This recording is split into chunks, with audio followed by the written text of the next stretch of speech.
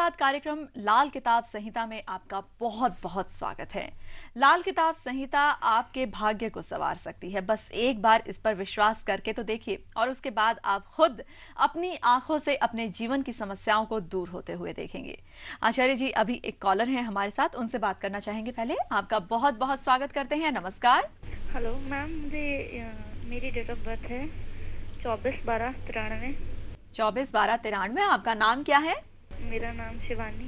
शिवानी, आपका जन्म समय क्या है शिवानी? मेरा 11 बजे PM जी, रात के 11 बजे। और जन्म स्थान? मेरठ। जी, क्या जानना चाहती हैं आप? मैम, मैं अपनी जॉब और करियर, बस 2 चीज। जी, तो चलिए आपका देखते हैं। व्यवसाय में गवर्नमेंट सर्विस, श्रृंगार यानी कि एग्रीकल्चर और व्यापार, राजनीति, पॉलिटिक्स, ये सभी आपके लिए अच्छे व्यवसाय हैं। आप मीडिया के क्षेत्र में भी जा सकते हैं, ये भी आपके लिए अच्छा है क्योंकि शुक्र और बुध दोनों ही आपके अच्छे हैं। कुल मिलाकर देखा जाए तो बुध और शुक्र से संबंधित आप व्यवसाय या व्यापार कोई भी चुन लें, और पत्रकारिता या मीडिया, ये सब आपके लिए शुभ है। भाग्य तो आपका 33% पर है जन्म का, लेकिन कोई भी ग्रह आपका मंदा नहीं है, अशुभ नहीं है। आपस में ग्रहों का टकराव है केवल, और ऐसी स्थिति में मैं समझता हूं कि यदि आप सही उपाय करते हैं तो निश्चय ही आपका भाग्य बढ़ जाएगा। उपाय करना पड़ेगा आपको इस साल का, जो इस समय आपका वशफल चल रहा है। इस साल की बात करते हैं और देखते हैं कौन सा ग्रह आपका खराब है। यहां पर राहु, बुध और केतु आपके खराब हैं। बुध खराब हो तो बुद्धि को प्रभावित करेगा, व्यवसाय को प्रभावित करेगा। तांबे में माणिक्य पहने, फिटकड़ी से दांत साफ करें, देवी मां पर चांदी का छत्र चढ़ा दें। इन उपायों को करने से आपका बुध शुभ होगा। अब राहु को भी हमें शुभ करना होगा। राहु को शुभ करने के लिए रात को आराम करने की जगह पर खांड की बोरी या सौंफ रख दें, यानी कि सिराने सौंफ रख के सोएं। इससे आपको फायदा होगा और आपका राहु यहाँ पर शुभ होगा। अब केतु की बात करते हैं। सोने की अंगूठी पहने, हो सके तो 43 दिन लगातार केले धर्मस्थान में दें। बुध, बृहस्पति और शुक्र को कायम करें, अर्थात 3 ग्रहों को अवश्य शुभ करें। चांदी की 7 ग्राम की गोली कुएं में गिरा दें। तो इन उपायों को आप करके देखें जो आप लक्ष्य सोचकर चल रही हैं।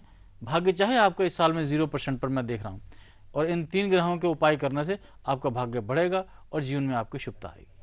जी, तो ये उपाय इनके लिए, लेकिन जैसे कि आपने कहा कि इस वर्ष इनका जो भाग्य है वो 0% पर है। 0% पर क्या मतलब? भाग्य इनका बिल्कुल साथ नहीं सभी देगा? ग्रह आपस में टकराव में हैं, और वो टकराव में होने के कारण उन्होंने भाग्य को उठा के 0 पे कर दिया। तो क्या उसके प्रतिशत को बढ़ाया जा सकता है? मतलब जो उपाय करें तो क्या वो 60-70% हाँ, बिल्कुल तक बिल्कुल, हो वो सकता 100 है? पर चला जाएगा, क्योंकि अशुभ ग्रह खत्म हो जाएंगे तो वो अशुभता नहीं देंगे तो भाग्य बढ़ जाएगा। बहुत खूब। आचार्य जी, जैसे कि लाल किताब संहिता की हम बात कर रहे हैं, इसमें बहुत सी चीजें हैं। एक चीज मैं आपसे जानना चाहूंगी, लक चेंजर, इसका आपने एक बार जिक्र किया था, ये क्या होता है?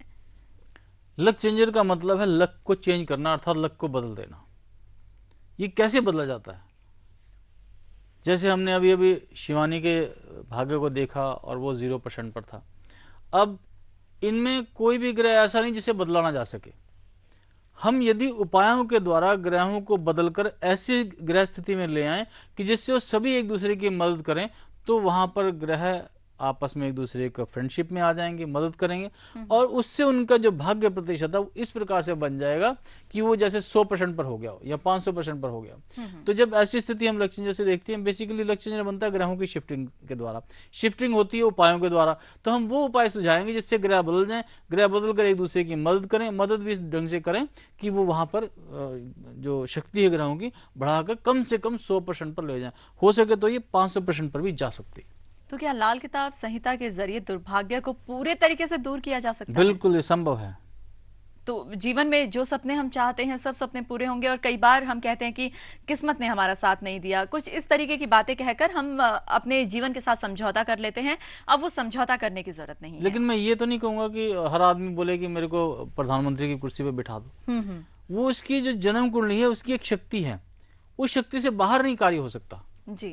लेकिन यदि कहीं उस शक्ति के अंदर ही जो शक्ति है, यानी कि दुष्प्रभाव आ गया ग्रहों का और भाग्य वहां से कम चला गया, तो वहां पे हम ग्रहों की मदद ले सकते हैं, यानी कि ग्रहों की अशुभता को दूर करके, और हम उस व्यक्ति के भाग्य को बढ़ा सकते हैं। आचार्य जी, ये जो लाल किताब संहिता है ये 300 से 400 पेजेस की है। इसका मतलब ये है कि इसमें पूरा भविष्य बताया गया है, वर्तमान में क्या करना है वो बताया गया है, और कहीं ना कहीं भूतकाल का भी विवरण दिया गया है। क्या हमारे पूर्व जन्मों का भी बताया गया है? क्योंकि हमारे आज का जो हम प्रभाव हम देख रहे हैं, आज का जो प्रभाव है वो कहीं ना कहीं पूर्व जन्म के कर्मों पर आधारित है। क्या वैसा भी कुछ इसमें एक्चुअली इसमें पूर्वजों के ऋणों के बारे में बताया गया कि जो हमारे पूर्वजों ने गलतियां की हैं, हाँ हाँ, हमने पूर्व जन्म में जो गलतियां की उसके अनुसार तो हमारी कुंडली बन गई, लेकिन यदि हमारे बुजुर्गों ने कुछ ऐसी गलतियां कर दी जिसका दुष्प्रभाव हमारे ऊपर आना है, तो वो पूर्वजों के ऋण हमारी कुंडली में आ जाएंगे जी। तो उसी के अनुसार ही फिर हम उसके उपाय करेंगे तो हमें उससे मदद मिलेगी। तो अगर आप चाहते हैं लाल किताब संहिता के जरिए अपने जीवन को संवारना, आपकी जो आने वाली पीढ़ियां हैं उनके जीवन को संवारना, उनके जीवन में खुशियां लाना, तो लाल किताब संहिता को आप ऑर्डर कर सकते हैं। मोहन एस्ट्रोलॉजी संस्था के नंबर बार बार आपके टीवी स्क्रीन पर आपको दिखाए जा रहे हैं। जल्दी से फोन उठाइए, नंबर डायल कीजिए। ये एक नंबर आपके जीवन में खुशियां भर सकता है। अभी आचार्य जी, जैसे कि कई बार होता है एक इंसान डेली न्यूज़पेपर लेकर बैठता है और वो सबसे पहले ये देखता है कि आज उसका लकी कलर क्या है, आज उसका लकी नंबर क्या है। इस तरह की चीजें भी क्या बताई गई हैं कि इस महीने में आपका ये लकी नंबर रहेगा या ये लकी कलर रहेगा? इसमें न्यूमरोलॉजी को भी शामिल किया गया। न्यूमरोलॉजी का बहुत ही अच्छा फलादेश आपको लाल किताब संहिता में मिलता है।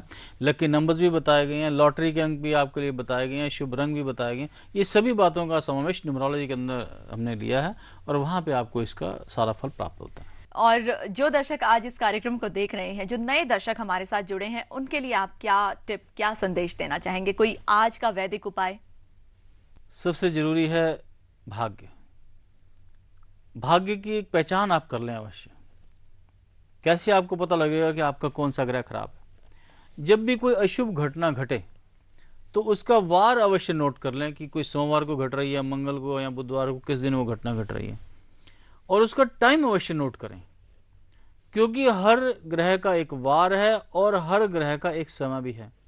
उससे हमें यह पता लग जाएगा कि आपका कौन सा ग्रह खराब है। आपकी जन्म कुंडली नहीं भी है तब भी कोई बात नहीं, क्योंकि यदि हमें यह पता लग गया कि यह ग्रह खराब है, उसका उपाय करने से आपकी रक्षा हो सकती है, आपके भाग्य को बढ़ाया जा सकता है, आपके दुर्भाग्य को बचाया जा सकता है, यानी कि उसको नीचे और ज़्यादा आपका भाग्य गिरे या दुर्भाग्य आपका आए उसको रोका जा सकता है। तो आप अवश्य नोट कर लें जब भी कोई घटना घटे, अच्छी या बुरी।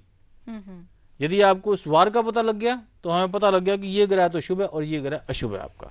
अच्छा। और हो सके तो कहीं कलर कुछ विशेष आपने धारण कर रखा, अर्थात कहीं पर काले कपड़े डाल के कुछ घटना हो जाती है, कई बार नीले कपड़ों के साथ घटना हो जाती है, तो वो कलर जरूर आप ध्यान में रखें कि आज जो घटना घटी तब आपने जो कपड़े डाले थे वो किस रंग के थे, तो उससे भी हमें मदद मिलेगी और हम जान पाएंगे कौन सा ग्रह आपका शुभ था और कौन सा अशुभ। अच्छा आचार्य जी, काला और जो नीला रंग है उसको ज्यादातर क्या, बल्कि मैंने जितने भी लोगों से सुना है सब अशुभ ही मानते हैं, एक शुभ कार्य पर उसको पहनना पसंद नहीं करते। क्या ये जो दो रंग हैं ये सभी के लिए अशुभ फलदायी होते हैं? जिस तरह से शनि अशुभ है, शनि का रंग काला होता है, और जिस तरह से राहु अशुभ मानते हैं, राहु का रंग नीला होता है, तो जैसे दो रंग या दो ग्रह हमने अशुभ माने हैं, उसी तरह ये दो जो कलर हैं ये भी अशुभ हैं। तो इनको आप जितना धारण करेंगे उतना समझ लीजिए शनि और राहु को आपने धारण किया, और शनि और राहु क्योंकि पापी ग्रह हैं, आप यदि पापी ग्रहों के कपड़े धारण करोगे तो आपके लिए ज्यादा अशुभता आएगी, तो इनसे बचें आप जी। हाँ, आप ऐसा तो कर सकते हैं कि सफेद और काला रंग मिक्स कर लेंगे तो केतु हो जाएगा, वो उतना अशुभ नहीं है, वो शुभ है जी। लेकिन यदि आप प्योर काला डालेंगे, प्योर नीला डालेंगे तो वहां पे आपके लिए अशुभता आ सकती है, वहां राहु और शनि का प्रभाव आपके लिए आ सकता है। जी बिल्कुल। आचार्य जी, एक बार फिर से आपने अपना कीमती वक्त दिया, इसके लिए आपका बहुत बहुत शुक्रिया। नमस्कार। आप जिंदगी में कितने भी मायूस क्यों ना हो चुके हों, खुशियां आपसे कितनी भी दूर क्यों ना हो चुकी हों, वो सभी दूर हुई खुशियां लाल किताब संहिता खींच कर ले आएगी और आपकी जिंदगी में शामिल कर देगी। तो अब बस जरूरत है जो नंबर्स आपके टीवी स्क्रीन पर आपको दिखाए गए हैं वो नंबर्स डायल करने की, मोहन एस्ट्रोलॉजी संस्था के साथ जुड़ने की, और आप एक बार इस संस्था से जुड़ेंगे तो सारी खुशियां आपके जीवन से जुड़ेंगी।